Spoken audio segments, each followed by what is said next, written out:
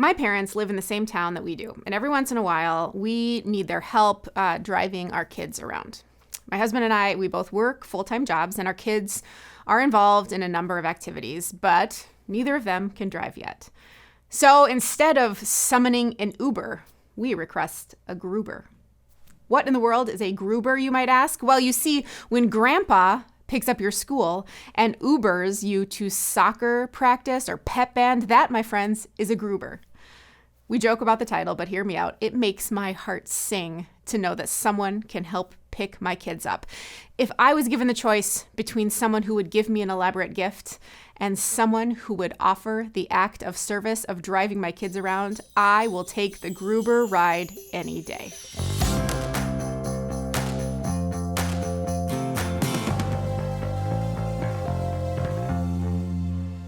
This week on the Daily Dose, we're talking about love.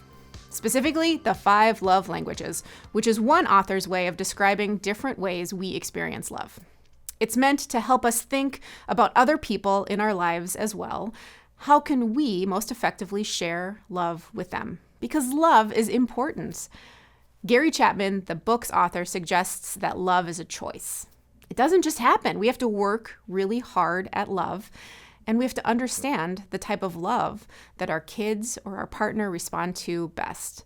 And if we do that, our relationships will all be better for it.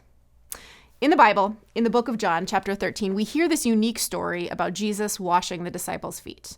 Now, you should know that this would have been especially strange in ancient times. Foot washing itself, that was common. But it was normally the household servants who washed the feet of the guests. Jesus was certainly not seen by the disciples as a household servant. And the disciples, they adamantly argue against this. They just don't understand how this act of service coming from someone like Jesus would make any sense.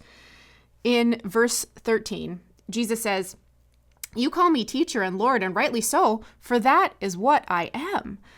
But Jesus, he continues, "Now that I, your Lord and teacher, have washed your feet, you should also wash one another's feet.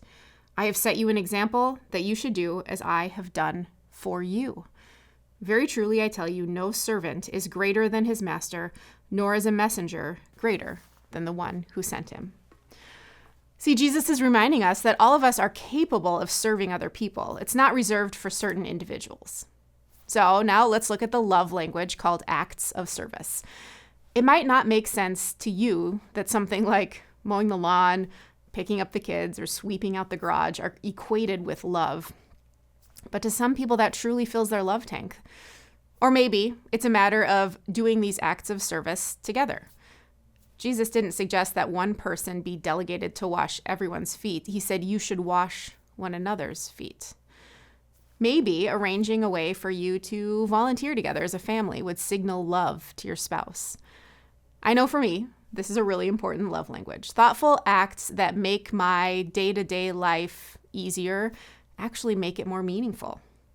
But it's not the only love language that I resonate with, and I think that that is normal. For me, these acts of service, they keep my love tank full, but so do words of affirmation. Another love language which we will dive into tomorrow. Thank you so much for being here, Daily Dosers. Visit Calvary's website or our YouTube channel anytime to watch the Daily Doses that cover a variety of topics and offer short devotions from throughout the Bible. Send us a message. Let us know what you would like to hear more of.